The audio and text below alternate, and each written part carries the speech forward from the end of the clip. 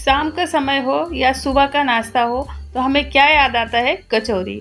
तो कचौरी बनाएंगे। तो नमस्ते दोस्तों, आपका मेरे चैनल में बहुत बहुत स्वागत है। तो ये कचौरी हम एकदम हेल्दी तरीके से बनाएंगे बिना मैदा के। तो मैदा यूज यहाँ पे हम बिल्कुल भी नहीं करेंगे। तो चलिए देख लेते हैं इसको बनाना कैसे है। तो अगर मेरी वीडियो आप लोग को अच्छी लगे तो प्लीज़ सब्सक्राइब करना और लाइक कर दीजिएगा और कमेंट करके बताना कैसी लगी।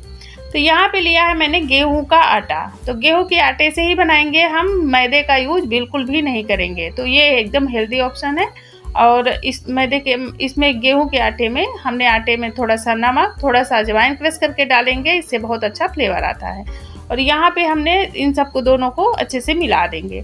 अब यहाँ पे फिर हम डालेंगे घी। तो घी से मोहन देंगे तो बहुत ही अच्छा खस्ता बनेगी, खस्ता करारी बनेगी। तो घी नॉर्मल टेम्परेचर का होगा, ज़्यादा पिघला हुआ नहीं होगा, ना तो फ्रिज का होगा। इस तरह से जब बाइंडिंग होने लगे, लड्डू जैसे हमारा आटा बनने लगे, तब हम तो इसमें थोड़ा थोड़ा पानी डाल के बढ़िया सॉफ्ट डो तैयार कर लेंगे, जैसे हम कचौड़ी के लिए बनाते हैं। तो ऐसे ही बस इसको लगा के रख देंगे। और कचौरी बनाने के लिए हमने हमेशा, जब भी हम मूंग दाल की या किसी भी चीज़ की कचौरियाँ बनाते हैं तो लगता है कि मैदे से बने, क्योंकि वो फूलती नहीं है। तो आज बिल्कुल फूलेगी, वैसे ही गुब्बारे की तरह फूलेगी। तो आप पूरा वीडियो एक बार ज़रूर देखिएगा। इसको ढक के फिर हम आटा थोड़ा सा सेट हो जाने के लिए थोड़ी देर के लिए हम आटा लगा के रख देते हैं। तब तक यहाँ मूंग देख लेते हैं। मूंग दाल को मैंने भिगा के छोड़ दिया था, 2 घंटे के लिए भिगा दिया था। अब इसको छान के इसका पानी, एक्स्ट्रा पानी जो है निकाल लेंगे, क्योंकि पानी रहेगा तो ये पीस जाएगा ज़्यादा, इसलिए हमें इसको ज़्यादा नहीं पीसना है ना।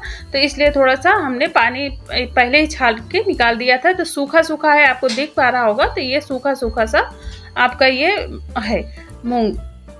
तो इसको हम मिक्सर जार लेंगे और यहाँ पे पहले हम इसके लिए एक मसाला तैयार करेंगे। तो यहाँ पे मैंने 2 चम्मच भर के धनिया लिया है, साबुत धनिया, 1 चम्मच काली मिर्च, 1 चम्मच हरी वाली सौंफ लिया है, 1 चम्मच भर के जीरा लिया है।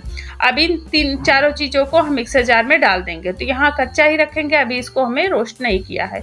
फिर यहाँ पे हम लेंगे 5 से 6 लाल मिर्ची सूखी वाली, उसको भी तोड़ के इसी में डाल देंगे। तो यहाँ पे काली मिर्च और से बहुत ही अच्छा टेस्ट आता है, धनिया से भी। इसलिए ये जो मसाला है आप इसको स्किप मत करिएगा, यही मसाले से कचौरियों में टेस्ट आएगा। तो इसको हम दरदरा पीसेंगे, बारीक फाइन पाउडर नहीं बनाएंगे। इस तरह से कुछ ऐसे देख पा रहे होंगे, कुछ ऐसे ही दरदरा सा ही रखेंगे। अब इसको रख देते हैं, एक प्लेट में निकाल लेते हैं। फिर इसी जार को लेंगे, इसी जार में हम मूंग दाल को पीस लेंगे। तो यहाँ पे हम ये जार, मतलब हमने अभी धुला ही नहीं किया क्योंकि जो मसाले लगे हैं, अब कोई बात नहीं, इसी जार में हम ये मूंग दाल को डाल देंगे। तो यहाँ पे देख पा रहे होंगे, तो यहाँ पे पानी बिल्कुल भी नहीं है, एकदम सूखा सूखा सा हो गया है, क्योंकि मैंने छान के इसको 5 मिनट पहले ही रख दिया था।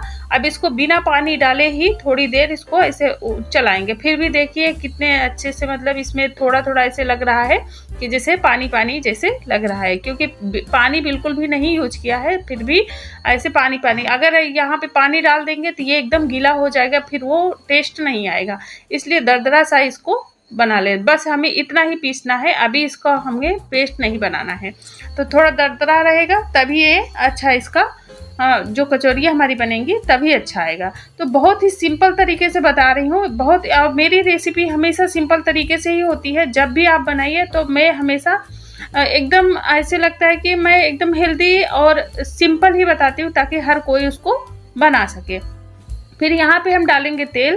तो तेल यहाँ पे थोड़ा सा ज़्यादा डालेंगे, क्योंकि हम यहाँ पे इसको थोड़ी देर के लिए स्टोर भी करने वाले हैं। ये मसाले को, ये जैसे कि 1-2 दिन तक हम स्टोर कर देंगे। तो इसके लिए हमें थोड़ा सा तेल ज़्यादा डाल के फिर ये जो मसाले थे ना, सारे मसाले जो पीस के रखे थे उसको हम भून लेंगे।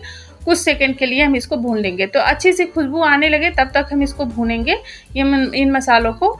फिर उसके बाद हम इसमें अच्छे से बाइंडिंग देने के लिए 2 चम्मच भर के बेसन डाल देंगे। तो बेसन आप ज़रूर डालिएगा, बेसन से बाइंडिंग भी अच्छी आएगी और टेस्ट भी बहुत ही अच्छा आता है। उसके बाद ये बेसन भी हम इसी तेल में डाल के भून लेंगे। तो तेल यहाँ पे कम मत करिएगा, तेल थोड़ा सा ठीक ठाक रहेगा, तभी ये अच्छे से, क्योंकि हमें जब स्टोर करेंगे ना, तो इसकी वजह से ताकि लंबे समय तक ये हमारा चले भी, और इसमें महक नहीं आती है। आप कभी भी इसको 4 दिन 5 दिन के बाद भी खाओगे, फिर भी इसमें वो नहीं आती है, महक बिल्कुल स्मेल नहीं आएगी। इसलिए हमें इसमें कच्चापन बिल्कुल भी नहीं देना है। फिर हमने ये जो मूंग दाल रखा है इसको हम इसी में डाल के इसको भी डाल देंगे। तो अब यहाँ पे इसको हमें अच्छे से भूनना है।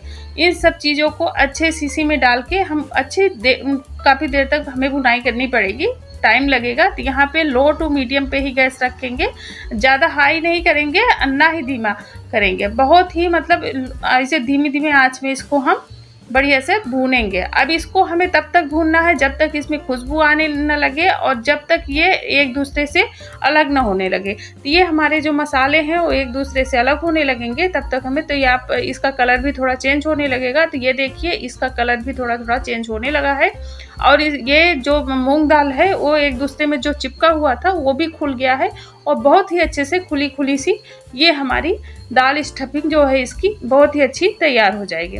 तो अभी हमें इनको भूनना है। भूनते हुए हमें कम से कम 5 मिनट से 7 मिनट लग गए हैं हमें भूनते भूनते ऐसे। तो इसको धीमी धीमी आंच में हम भूनेंगे। फिर यहाँ पे हम लेंगे हींग। तो हींग को मैंने पहले भिगा के रखा, हींग पहले डाल देंगे तो वो फ्लेवर नहीं आएगा। कचौरियों में हींग का फ्लेवर ही अच्छा लगता है। तो ये हमारे यहाँ जो कचौरियाँ मिलती है उसमें हींग की जो खुशबू आती है ना, उसी से मन कर जाता है खाने का। कसम से इतनी अच्छी लगती हैं कचौरियाँ जब हम दम आलू के साथ या किसी के साथ सर्व करते हैं। तो हींग को हम पानी में घोल के रखेंगे, उसके बाद डालेंगे तो वो फ्लेवर उसका बना रहेगा। तो इसी तरह से करिएगा। फिर हम यहाँ पे लेंगे थोड़ा सा कसूरी मेथी और चाट मसाला और यहाँ पे हम लेंगे थोड़ा सा गरम मसाला। तीनों मसालों को हम इसी में डाल देंगे। तो चाट मसाला ना हो तो आप आमचूर पाउडर ले लीजिएगा और नहीं तो चाट मसाला है तो चाट मसाला डाल दीजिए। फिर हम डाल देंगे लास्ट में नमक डाल के हम थोड़ी देर इन सबको अच्छे से भून लेंगे। मतलब हमें अब इन सबको अच्छे से मिला लेना है, भून लेना है। तो ये देखिए हमारे ये मसाले स्टफिंग जो है लमसम तैयार है। अब इसको आप इस तरह से बना के डब्बे में भर के रख सकते हैं। जब भी आपका मन करे तो आप इसको फटाफट से आटा गूंथिए और बना दीजिए। लेकिन हमें हम यहाँ पे इसी कढ़ाई रख देते हैं गैस में। कढ़ाई में हम डाल देंगे तेल, तो रिफाइंड ऑयल, जिससे आप इसको फ्राई कर सकें। तो हम तब तक वो गर्म हो रही है, कढ़ाई में धीमा धीमा करके रख दिए हैं। इधर ये हमारा जो आटा हमने गूंथ के रखा था वो भी हमारा सेट हो गया है। तो ये देखिए ये भी लमसम सेट हो गया है। इससे कचौरियाँ बहुत ही नरम और बहुत मुलायम बनेंगी। तो ये आटा अभी जिस चक्की में हम पिसवाते हैं थोड़ा सा कलर उसका चेंज होता है, लेकिन यहाँ तो मार्केट का जो आटा होता है वो थोड़ा मैदे जैसा ही होता है, एकदम बारीक होता है। फिर भी इसलिए हमने कोई भी चीज़ बनाती हूँ तो ज़्यादातर वही आटा यूज करती हूँ क्योंकि हेल्दी भी होता है। तो इस तरह से हम उसकी छोटी छोटी लोइयाँ बना के रख लेते हैं। तो यहाँ पे ये हमारा ठंडा हो गया है मसाला। तो ये देखिए ठंडा हो गया है।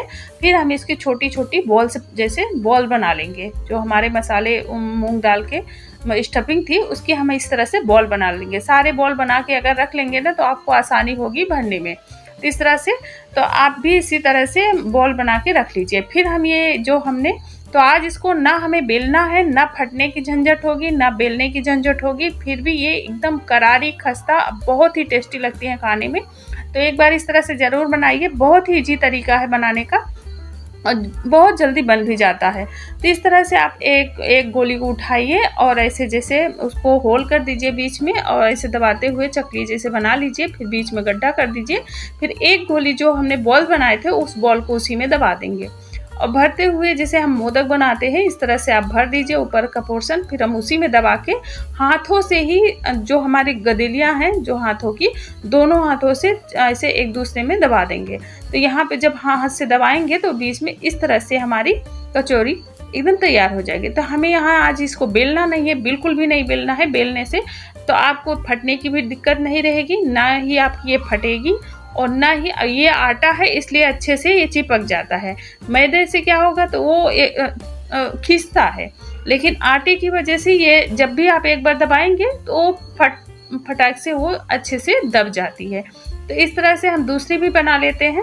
तो बना के हम सारी कचौड़ियों को पहले रख लेते हैं, फिर या फिर 4-5 बना लीजिए। फिर धीरे धीरे से आप उसको फ्राई करते रहिए। तो दूसरे जो बॉल है तो बॉल बनाने से आसानी ये होगी, जब हम बॉल बनाते हैं तो आपको भरने में भी आसानी हो जाती है। और इस तरह से हम हाथों दोनों गदलियों से अच्छे से दबा देंगे तो ये आराम से दब जाते हैं, क्योंकि आटे के आटा थोड़ा सा नरम होता है, इसलिए वो जल्दी से चिपक जाता है। तो इस तरह से अब ये एकदम करारी खस्ता ही बनेगी। तो इस तरह से हमने सारी कचौरियों को लमसम 6 से 7 कचौरियाँ बना के रख लिया है। अब यहाँ पे तेल हमारा गर्म हो गया है, तो यहाँ पे मीडियम पे ही रखिएगा अभी। अब फिर उसके बाद स्लो आंच कर दीजिएगा, मतलब कि ज़्यादा स्लो नहीं, लेकिन थोड़ा सा धीमी धीमी आंच में ही कचौरियाँ हम बनाएंगे, तभी वो करारी खस्ता बनेंगी हमारी। तो यहाँ पे पहले हमने हाई पे रखा था, जैसे हमने कचौरी को डाला है वैसे ही फिर हम, जैसे ये थोड़ा सा गर्म हो जाएगा फिर हम इसको थोड़ा सा धीमा कर देंगे गैस को। अब इसको थोड़ी देर इसको उलटते पलटते हुए हमें इसको सेकना है, तो गोल्डन फ्राई होने तक इसको सेकना है। तो आप देख पा रहे होंगे कि ये एकदम फुली फुली की फट रही हैं, इतनी ज़्यादा फूल गई हैं। तो आपको लग रहा है कि आटे से बनी हुई कचौड़ियाँ हैं, जो गेहूं के आटे से बनी हुई। तो हमने गेहूं के आटे से ही आज बनाई है, बिल्कुल भी हेल्दी ऑप्शन है, बिल्कुल ही हेल्दी तरीका है। तो आप इस तरह से एक बार ज़रूर ट्राई करिएगा। तो ये देखिए हमने निकाल लिया है। अब दूसरा जो हमने भर के रखा था उसको भी इसी तेल में हम डाल देंगे। तो बहुत ही आसानी तरीके से बन जाती है। जब भी आपको मन करे झटपट से बना लीजिए। और बारिश का मौसम में कभी भी कहीं जाना हो, कुछ भी हो, तो ये हम कचौरियाँ परफेक्ट होती हैं। और मूंग दाल की कचौरियाँ खस्ता करारी तो बहुत ही अच्छी लगती है। तो आपको तोड़ के भी दिखाती हूँ, तो आपको लग रहा है ये आटे की, गेहूं के आटे सी हैं। तो यहाँ पे हम सर्व कर लेते हैं। तो हमारे यहाँ इसको सर्व किया जाता है दम आलू के साथ। तो दम आलू के साथ या फिर छोले के साथ कचौरी सर्व किया जाता है। तो हमने बना लिया है एक दम आलू। तो इसकी वीडियो मैं आपको जल्दी ही देने वाली हूँ, दम आलू की, जो हमारे यहाँ दम आलू बनती है। तो इसको हम सर्व कर लेते हैं। तो एक प्लेट लेंगे, उसमें हम दम आलू डालेंगे, कचौड़ियाँ तोड़ के डालेंगे, प्याज डालेंगे, आपकी मर्जी। यहाँ चटनी तीखी खट्टी मीठी डाल दीजिए और थोड़ा सा सेव भुजिया डाल दीजिए और ये हम सर्व कर लीजिए। तो कैसी लगी आपको हमारी ये रेसिपी? अगर पसंद आई हो लाइक कर दीजिए, कमेंट करके बताना आपको कैसी लगी।